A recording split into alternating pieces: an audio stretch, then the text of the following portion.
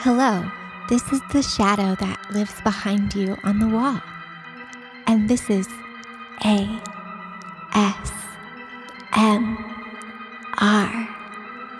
And today, we have something very special for those ears of yours.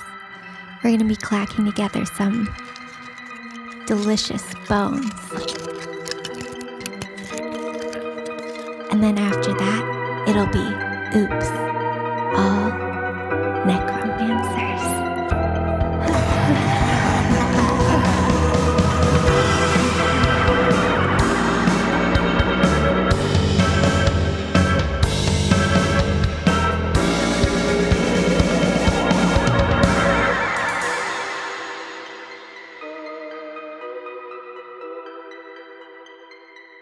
Welcome back to the podcast, everybody. I am your DM, Oz the Great and Powerful, and with me at the table are Bug, Finny, Satyr Druid. Explosions are totally tubular, especially in a room full of glass. C, Madam L, half-elf bard. I went to the torture chamber, and all I got were these incorporeal halflings. and Bree. Sorrin, hobgoblin necromancer, huckin' orbs and blastin' florbs. Yep, you got it.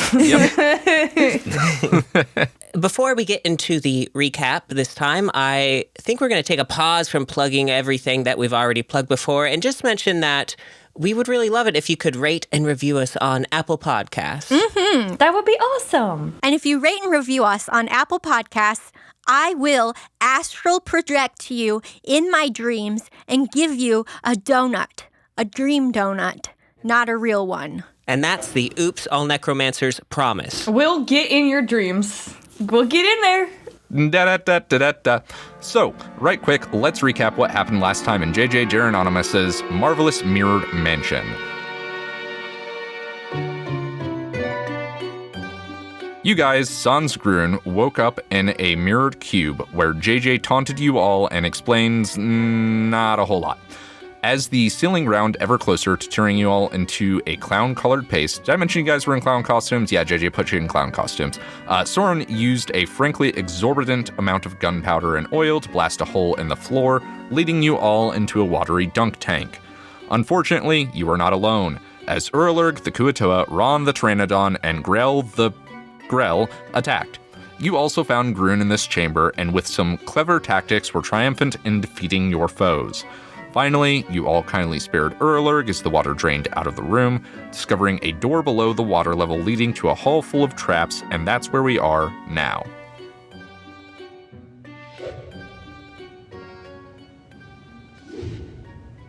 So, as you guys go from the now drained room into this long hallway, you heard the blades, whatever, and you see that it is a about 30-foot long chamber with a long rope going down the center of it. There is like a slight lip right past the door where y'all can stand, and this rope goes over spikes. All the way to the end of this chamber, there are trapezes that are swinging back and forth. Oh, and also pendulous blades swinging back and forth about every 10 feet along this rope. Okay. Passing over the top of the rope and then in the paths of the trapezes as well. Oh, yeah.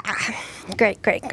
The conversation with the ghosts and JJ just ended, correct? Mm-hmm. And JJ has left? Yes, he just sort of appeared on the walls, which, everything is mirrored.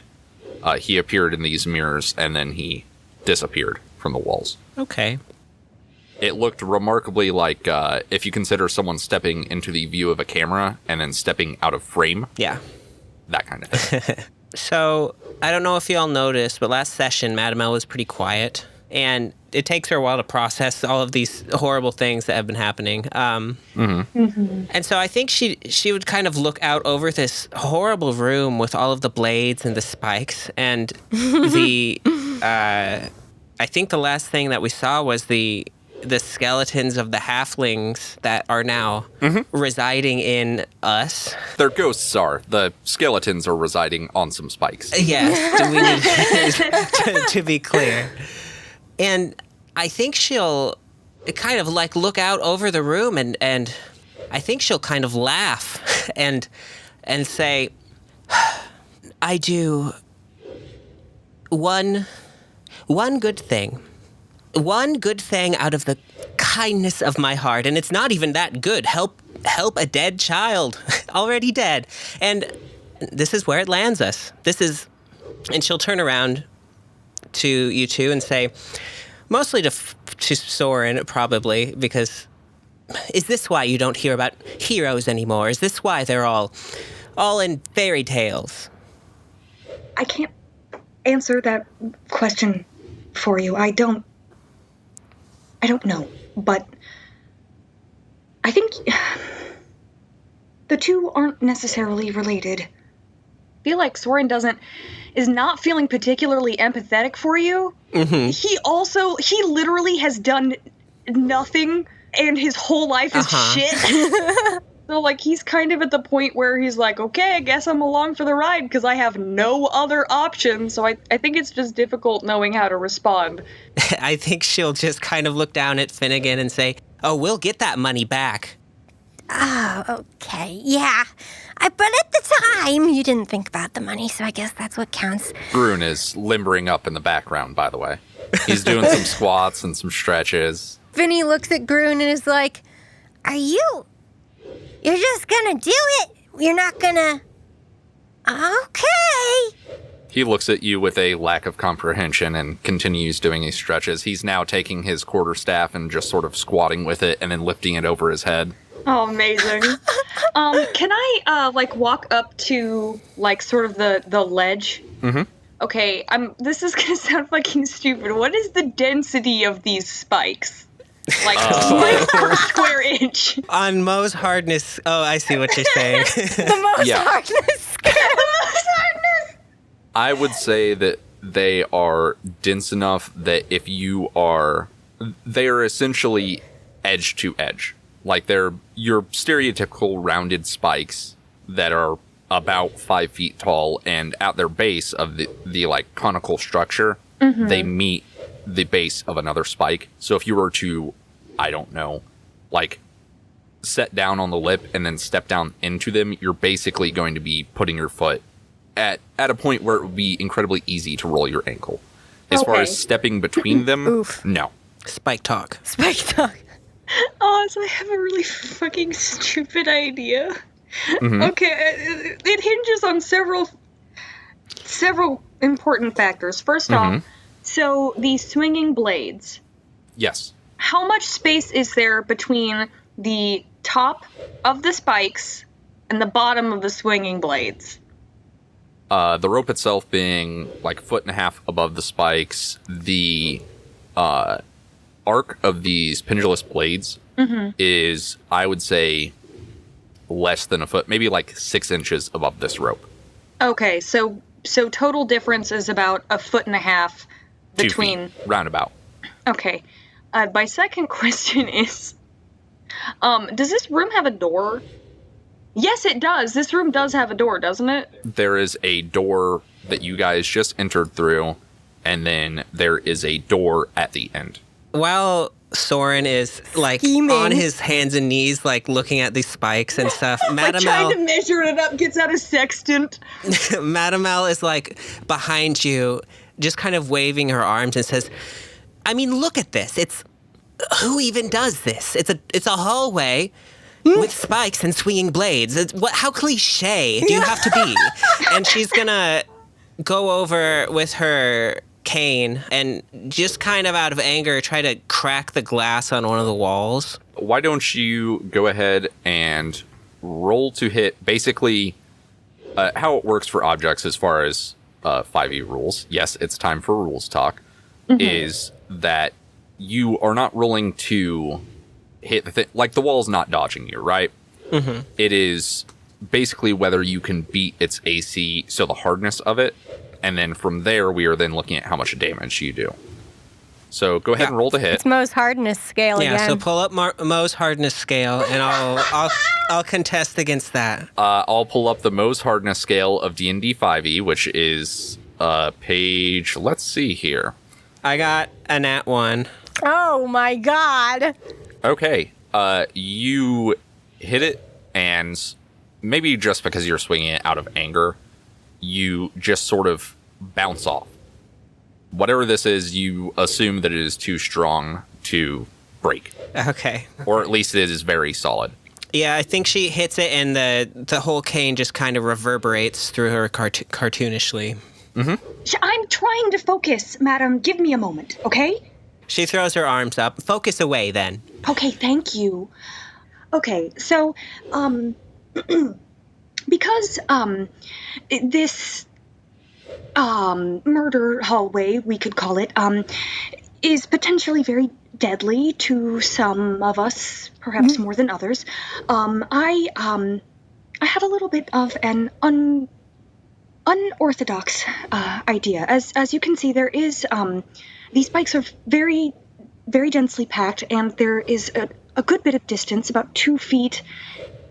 It would seem, by my estimate, of distance between the bottom of the horrible swinging blades and the spikes. So if we could, and I'm like standing up and gesturing. Finny is just staring at you blank-eyed, just mouth open, like...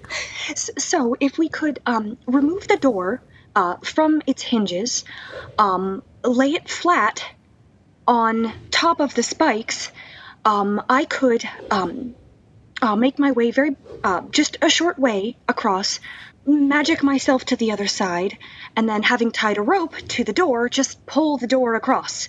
Nobody needs to worry about stepping on the spikes. There's enough headway between the blades. If you're laying down, I could just pull it to the other side. Right? Now that's some wizard bullshit. I'm so, like, but I'm not like, that's, I No. That was not in a bad way. That's some wizard bullshit. Mr. Sorrin, do you think...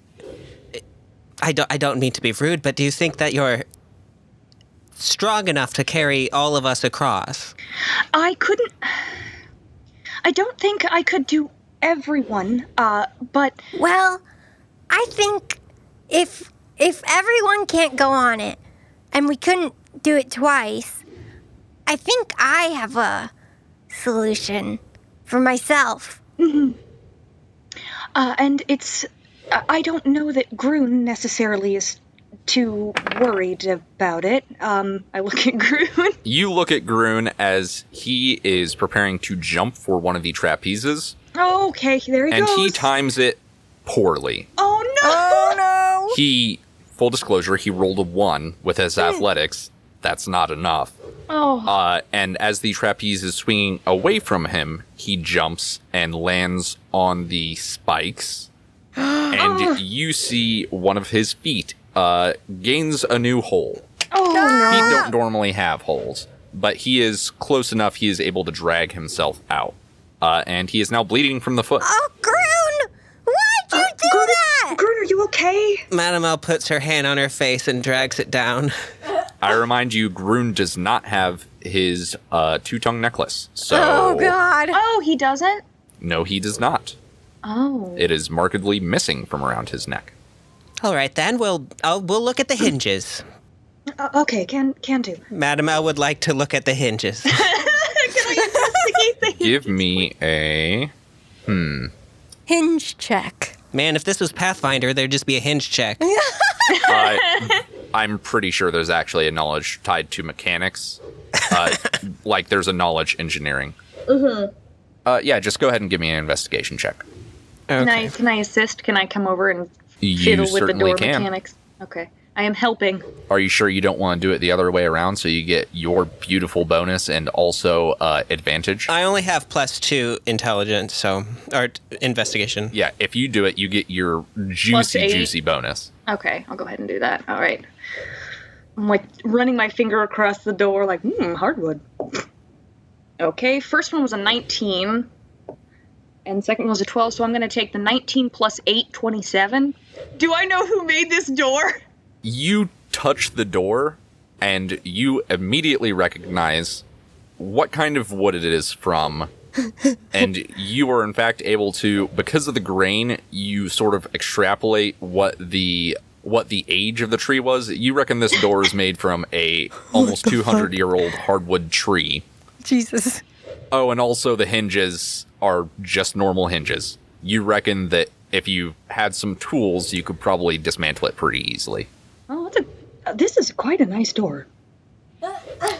Looks like a hinge to me.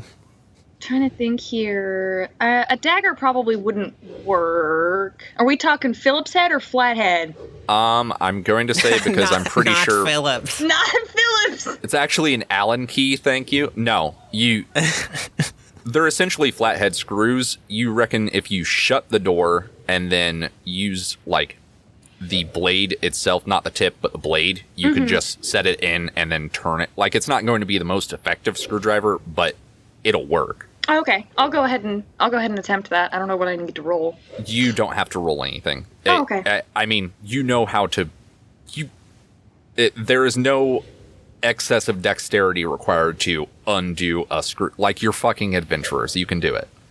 Are you sure? Add to your inventory 1 fine hardwood door. 1 fine door. I'm doing it. Fine hardwood door, 200 years old. As you're doing this, you hear a grunt, and as you turn around, look behind you, Groon is now hanging from one of the trapezes and swinging with it. Okay. Why does he keep going? God damn it. Because he cannot be controlled. Okay. There he goes, I guess. I guess I'll go ahead and attempt to tie one of my 50 feet of rope securely to the handle. Okay, give me a sleight of hand check. Actually, tell me your bonus. For sleight of hand, +3. Okay. Can Madam L give a help action? You certainly can. Finny's just watching these two adults. Yeah, Madam L's like over Sorrin's shoulder, and she's like, "No, do it this way." I know what I'm doing, okay? I will say that at first, Sorrin just ties essentially, not even a square knot, just literally loops it through the handle and then ties it and assumes that will be good enough. But we'll say that Madam L gets in there and it's just like, yes, a square knot. Just loop it one more time. Okay. And it seems secure enough. All right. By the way, Groon has went ahead and jumped from one trapeze to the next. He is almost to the other side. Oh my god. Now, okay, so basically what I'm going to do is I just like push the door over the edge. Uh-huh. Groon is to the other side at this point. Oh, man. Wow. He got to the third and final trapeze and leaped, and he's good. So tough. Nice work. What a buff guy. Okay, can I lower the door onto the spikes? Like holding onto the other end of the rope, like lower it so it's laying flat? Yeah. Okay. And the first swinging blade is how many feet in? 5 feet? 10. 10 feet? Oh, okay, this is Yes, easy then. there's one every 10 feet. Okay, then I'm going to walk up the door, laying on top Okay. of the spikes. I'm holding the 50 foot of rope that's tied to the door, and then I'm going to Misty Step to the other side. Okay, do me a favor before you do that Misty Step. Give me an acrobatics check. This is simply to make sure that you're balancing your weight properly as you traverse this bit of the door. Okay. 14 total? Yeah, you're fine. Okay. As you described your Misty Step, your soul launched over to the other side of the room, and then your body, rope in hand, rocketed to meet it. Oh, yeah, that's right. I forgot that was how I was Misty Stepping. Yeah, it's bad. It makes me think of, like literally any scene in a possession-based horror movie. Yeah. Or like when people are being thrown around by ghosts or whatever, is just that suddenly Sorrin goes limp, and before he hits the ground, his body just fucking rockets. Like a Like the ragdoll. speed of light. Yeah. Oh my god. It's from this one boss fight in a Castlevania game that I couldn't play because it gave me fucking panic attacks. There's this I can't remember. I don't know if it was Symphony of the Night or not, but there's this horrible. Wasn't it Aria of Dissonance? Because it was on DS. It was on. I think it was on DS. Yeah, maybe it was. I don't remember. Anyway. Okay, cool. Yeah, your other side, rope in hand, door is laying flat. Okay. All aboard. Well, I'm assuming that only Madam L can be on it. Yes. I think 2 people could fit on a door. Uh-oh. It's the Titanic argument. Can 2 people fit on a door? No, you can fit 2 people. You can fit 2 people on a twin mattress. Yeah, you absolutely can. Especially since Finny's not Finny's that big. a little tiny child. Tiny, small guy. Well, then the assumption is you're laying on your side. So how broad are your shoulders? Not 2 feet. Not 2 feet. There's no, like, my shoulders are almost 2 feet in real life, and, Well, then Finny's but that's aren't. straight across. Yeah. I don't think you're not laying perfectly on your side. Like a fucking straight fucking piece of wood. Like. Yeah, Madam Al's gonna plank on her side. I am being bullied. They're bullying me. My party is bullying me. Help. Oh my god. Okay, fine. You're fine. I need acrobatics checks from the 2 of you, and then I need a strength check. I'm going to assume you're going to have Groon do it, and you are assisting. Yeah. I just rolled a nat 20. I got a 16. Okay. I'm excellent at balancing. And I open my cloak to Thaddeus and Wallace and I say, all right, guys, hang on. Just stay in there and just grasp at my skin. I don't know. Don't fall off. All right. I feel tiny tickling hands tickling my belly. That first one's a 10 on the die. Whoop. That almost went off the edge. Second one is a 12. Okay. You guys make a bit of progress. Wow. It seems like Groon is straining a lot harder than he has to or reasonably should be doing. Well, probably because his foot's bleeding. Y'all, I'm having a really hard time because I can't stop imagining, like, the horrible noise this door had to be making, like, scraping across the spikes, like, like, scream. For 5 minutes straight, it's just... This antique, ancient, 200-year-old hardwood door. How scratched up is this door? Badly. Oh, no. There are no. deep furrows. F in the chat for the door, everybody. Our favorite character is the door. The door. There was definitely probably close to a solid minute at 2 different points in which you guys are just slowly inching past these skeletons. Oh, God. That's horrible. Yeah. Don't mind the skeletons, Finnegan. Just keep your eye on the swinging blades.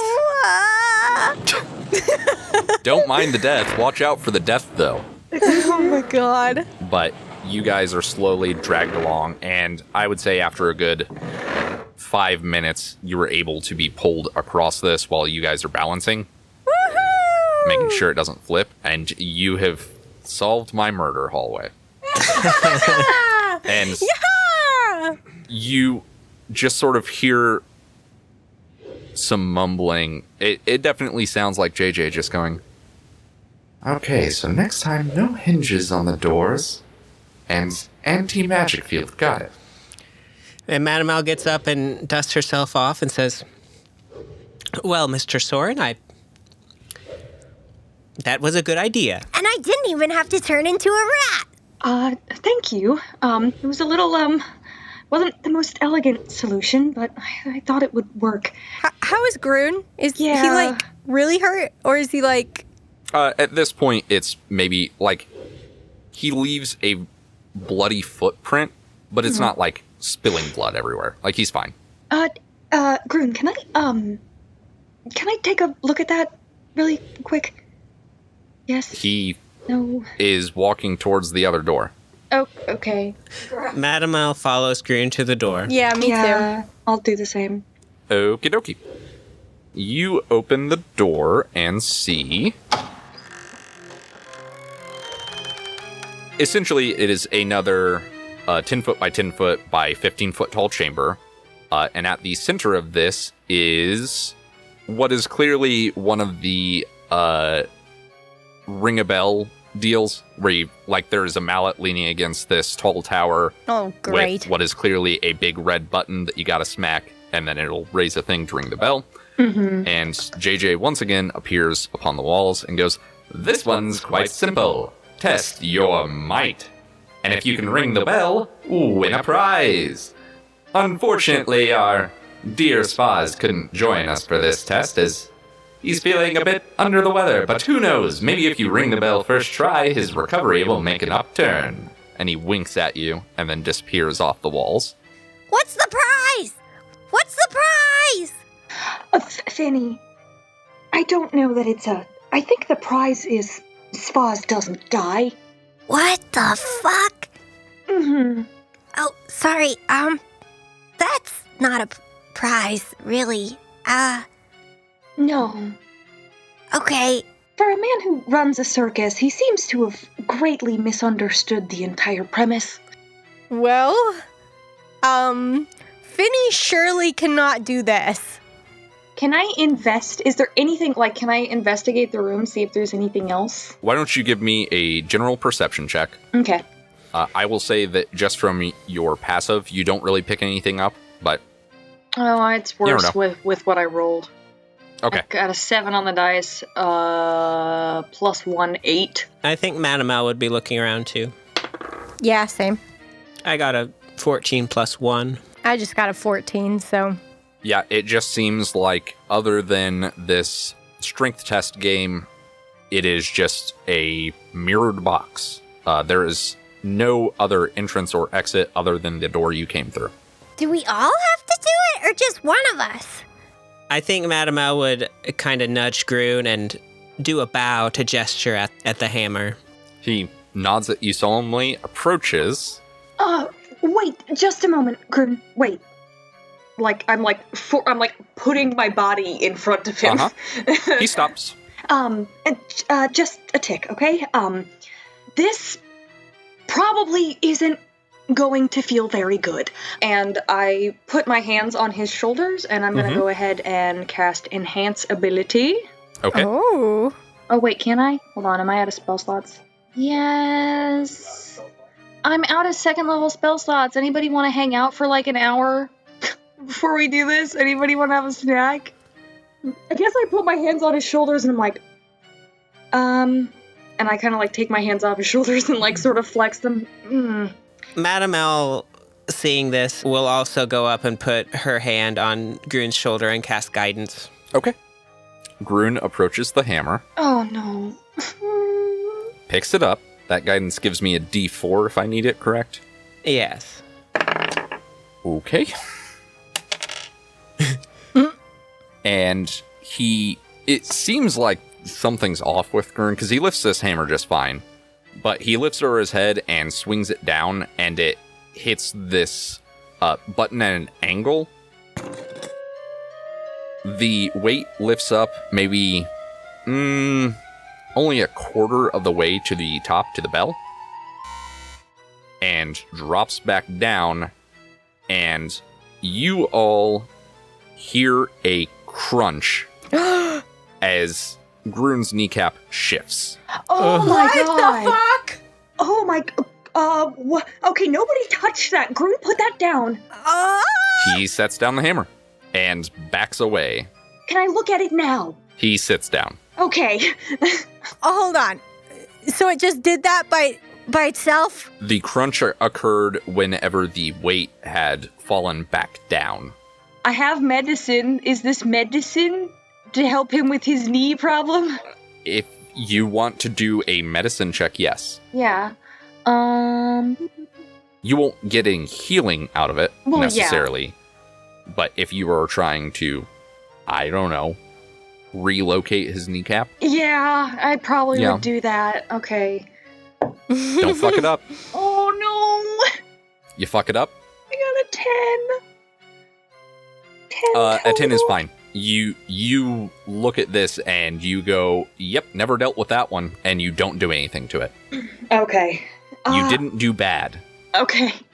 It didn't make it worse. Mm-hmm. Okay, I guess... I just put a band-aid on it. There we go! I put a band-aid on it and give Groon a sticker. Sure. I was kidding. No, I know. I will say, essentially, you create a splint to kind of... Because what happened is, essentially, at the knee joint. Mm-hmm. It bent like a knee does, but to the side. Oh, no, Lord. no. Okay. Yes. So Bad. you put a splint on there and reckon that'll stabilize it, at least so that he can walk. Yeah. Okay. Are you okay, Groon?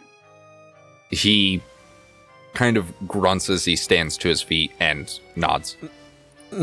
Madam L has just kind of been standing there pondering while you're doing this. Finny has too. Mm-hmm. I think, can Madam L go up to it and do an Arcana check to try to understand the nature of the mechanism? The arcane mechanism, I suppose? Sure. Go ahead and do an Arcana check to see what's going on here. I got a 12 plus 3, so a 15. Okay. So after looking this over, one, you see that there is some sort of arcane sigiltree worked into the handle of the hammer, as well as the construct itself of this test your might puzzle. Like there's, small runes and what have you. If you have a look where the weight rests, you see that there is a almost spider web of sigildry below it. So you guess that realistically it is because of the weight descending instead of hitting the bell. Oh, so like when the weight descends, the force of the weight is applied to a body part. It is redirected. Oh, goodness, that's bad. Finny has been standing there pondering, not saying anything for a while. And Finny whispers to Wallace and Thaddeus and says, Hey, I have an idea, but you all need to get off of me. Go and stand on Madam L, please. Okay, thank you. and they scurry over and crawl up Madam L's skirt. Oh, Madam L does not like that. And Finny confidently, marches over and says, I've got a good plan, and jumps up and midair turns into a bull, a cow, essentially. Okie doke. Give Okay. me an athletics check. Oh, no. Oh, no. It's not that bad. It's a 15. Okay. So it's not horrible. So as you horribly, flesh warp from boy to cow, which the hooves of said cow and the horns of said cow are hoofier and more horn-like. I stopped myself before I said hornier. You see that? I did it. I was waiting. You land, we'll say you kind of belly flop this thing. Hell yeah. I just slammed my shit into there. Yeah, you get about 3/4 of the way up with the weight, and then it descends and smacks into the sigildry, and you take 4 points of bludgeoning damage as you feel the bones of your cow form compress. Oh, God. What? Okay, what's going... Finny? There is now a cow standing over the button for this device. Are you okay? Okay. Finny ashamedly gets up off of the thing, The button. but does not turn back into a boy. He is ashamed. You two get a sticker and a Band-Aid. Madam L is wrangling the rats out of her skirt and say, okay, we can work with this. All right, Finnegan, let's come over here. She'll direct Finnegan over across in front of the device. Finny follows like a good cow. Perhaps the best cow. Prize-winning cow at the state fair. And then she's going to gesture over to Groon to get his attention and kind of pat on Finnegan's back and then make a arc from Finnegan's back onto the device. Ah, the old jump and smash. Yeah. Wow. Ground pound. He looks to you, and then he looks at the game, and then shrugs and grabs the hammer, resting on his shoulder, and climbs on top of Finny. Hell yes. He is standing on, towards Finny's haunches, with the assumption that Finny will ideally kick as he leaps, and he will roll this with advantage. And she gives him guidance. Okay. Wow. He's got this another is guidance. truly beautiful. Let's see if he can do it. This is absolutely happening in slow motion. That first one was an 18 on the die. It's like with that beautiful 80s background music. The second one was a 1. Oh, God. Oh, no. 18. So he leaps and slams down with this hammer with what looks like the wrath of a small god. And the weight goes up and up and up, and it gets inches within the bell and then descends. Oh. And you see, for just a moment, with his arms holding this hammer, his elbows invert for just a second. And he drops the hammer and screams in pain. Oh, no. Okay, is he conscious? Can I make another medicine He is check? conscious, but his arms are limp at his sides. Oh, no. Man. Madame L has a potion. Oh, you do? She'll dejectedly go up to Groon and feed him this potion. Yeah, I mean, it was your idea. Yeah. Okay, just standard potion of healing. Yes. Okay, he heals for 6 points of damage. Okay, you can't win a rigged game by playing fairly, right? And I'm increasingly getting the impression that this game is rigged. Oh. It occurs to me that maybe we've been going about this the wrong way. Based on... And he's kind of pacing back and forth. Based on what JJ said, we just have to ring the bell, get a prize. It doesn't say how we have to ring the bell or which bell we have to ring. Well, does anyone have a bell? Moo! Then I suppose Finny, as a cow, will go over to his fallen clothing and root around, and then, with his cow mouth, pulls out his bell from Gustav and just starts shaking his head back and forth, ringing it, seeing if it will do anything. And as it rings out, there is what sounds like an intake of air. Oh. Oh, you summoned him? And Gustav shows up. Oh, hi!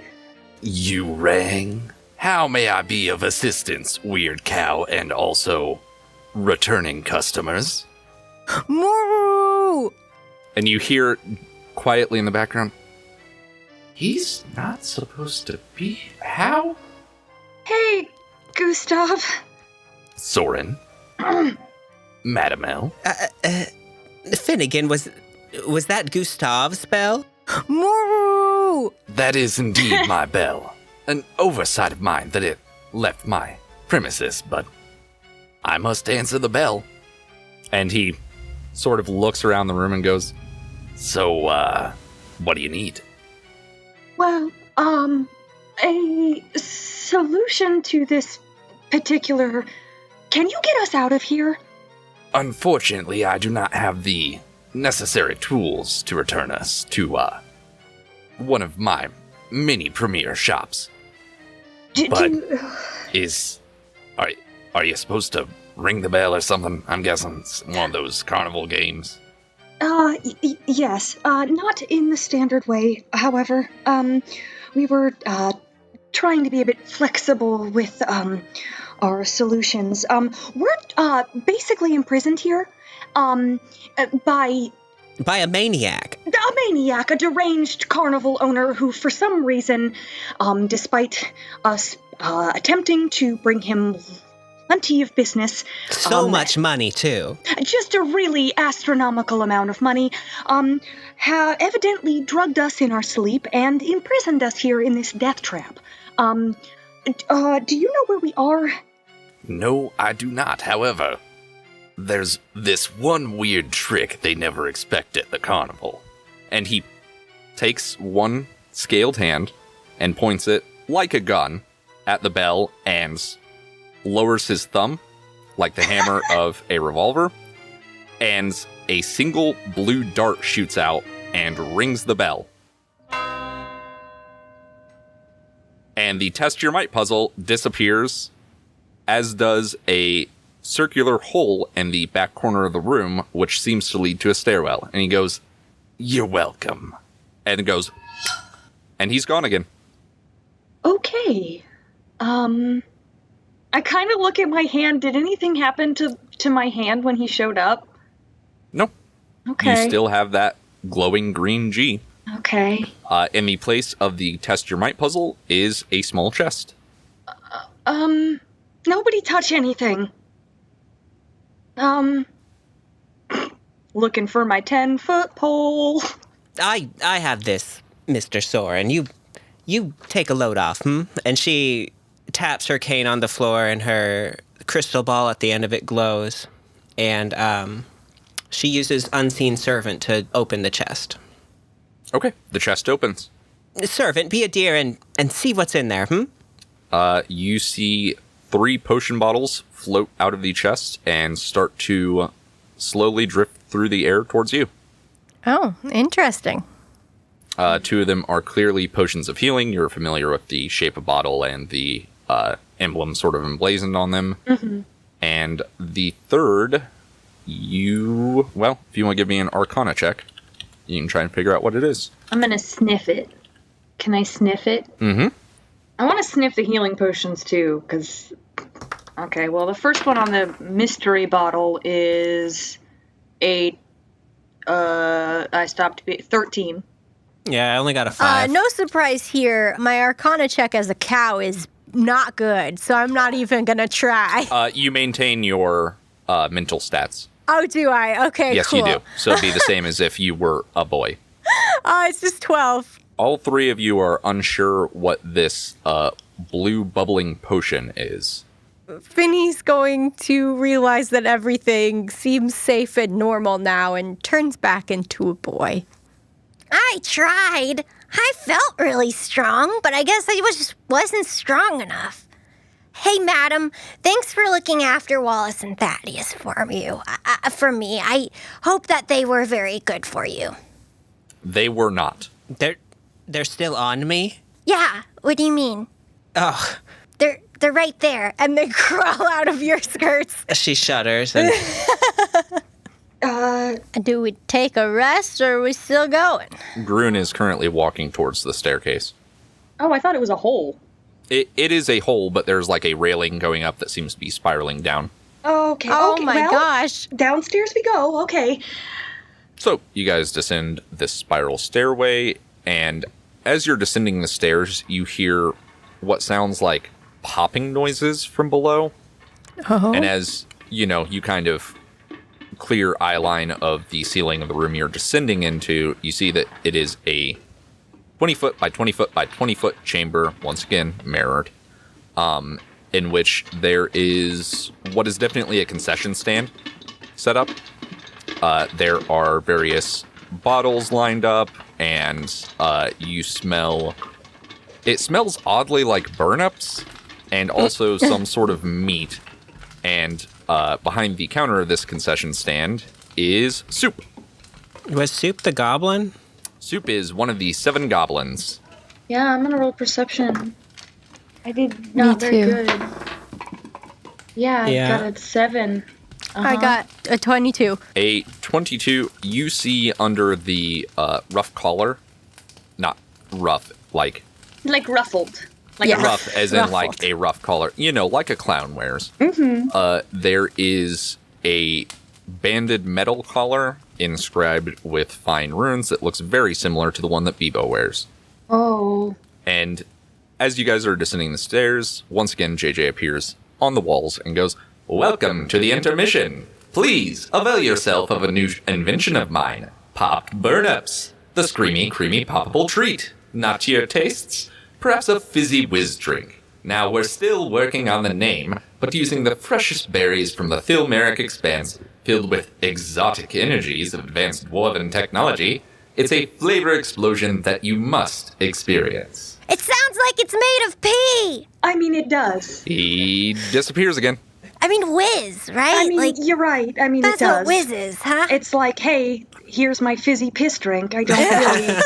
But on brand for JJ, it seems. Yeah, I but- guess he's a piss man. Piss man! Do you hear me, piss man?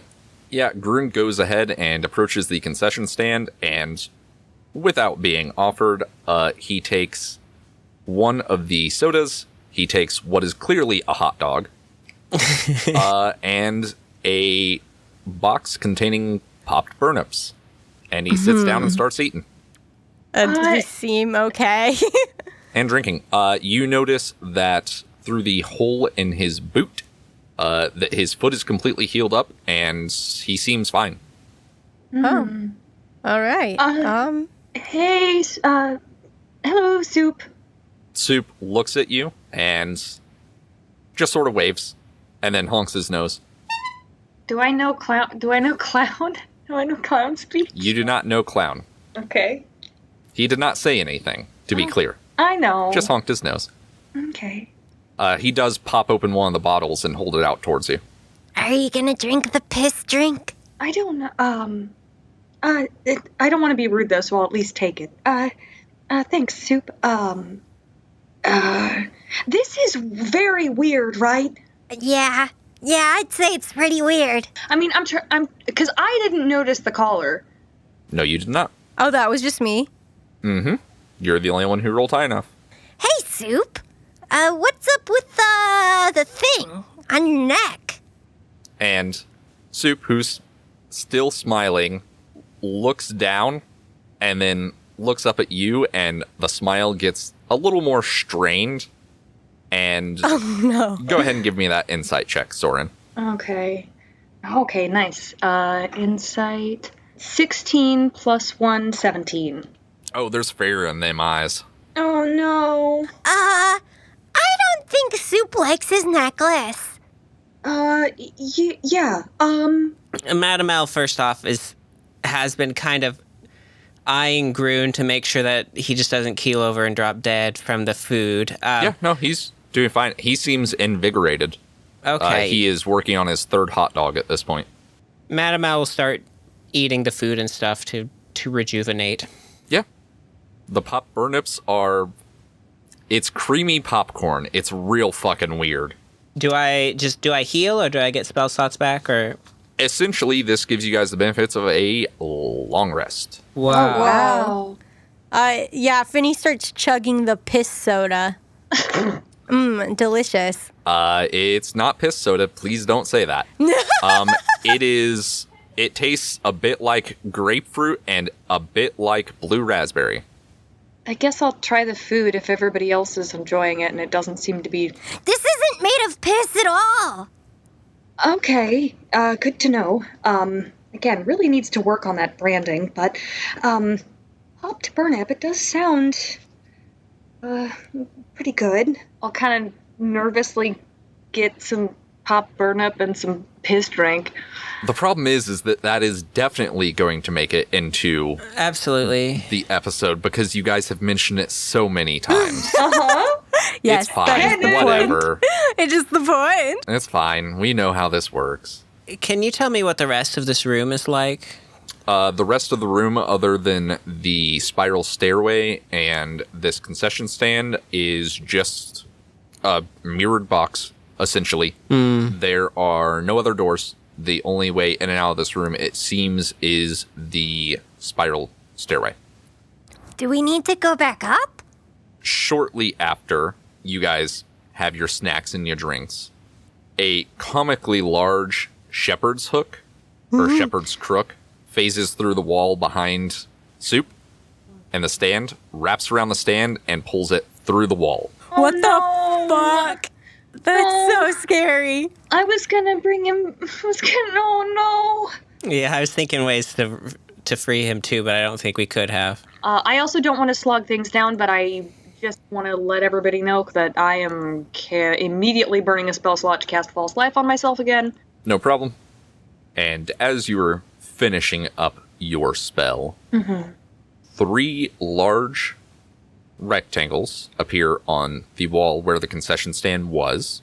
They look a bit like portraits depicting JJ, and once again you hear JJ go, "And now the fortune teller experience." And as he says this, the portraits flip over. In the middle is Lady Z, and then to the left and to the right are 2 of the clowns depicted as jesters.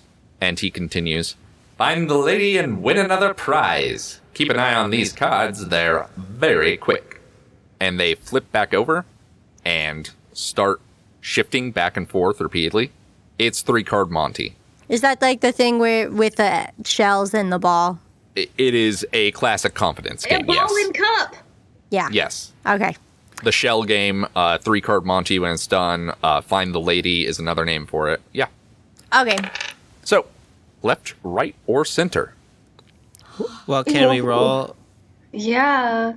To see if we could keep up. Sure, yeah. Go ahead and give me an investigation check. With disadvantage, these cards are very quick. I rolled. That's so sad. I rolled a 6, and then I rolled a fucking 20. Are you kidding me? Rip. That's so fucked up. Madame L, after seeing Lady Z again, is furious and casts guidance on herself. Oh, it won't help. I got a 1 plus 3. I got a 16 with disadvantage at 8 plus 8. I go into my mind palace and the cards slow down. Sorrin, you do in fact fucking mind palace this. You're just sort of like, okay, so if the center shifts to the left and then to the right and then 3 times over and then, oh, it was behind my back the whole time and suddenly she's still in the center. Okay, so I'm pretty confident about that. You were pretty confident it's still in the center. The other 2, yeah, you got fucking nothing.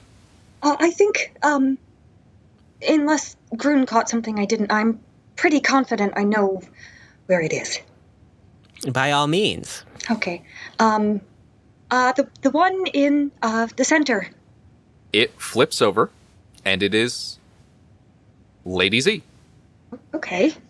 And the painting of her extends a foot out of this portrait. Oh, I'm backing up. And she drops to the ground and says, "And now for your prize. Me."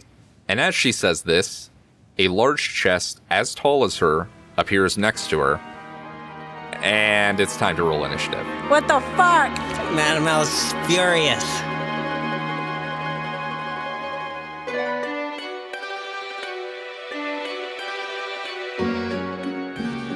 Welcome back to the end of the episode, everyone. Welcome.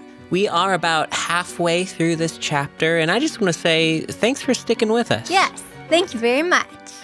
If you've been enjoying this circus arc so far, it would be wonderful if you could go to Apple Podcasts and rate and review us. It really does help us get noticed, you know. We all want to be noticed. Please make Apple Senpai notice me. Beyond that, we always appreciate it if folks tell their friends about the stuff that we're doing here. It really means a lot. Mm-hmm. We will be back in 1 month with another episode. Stay tuned.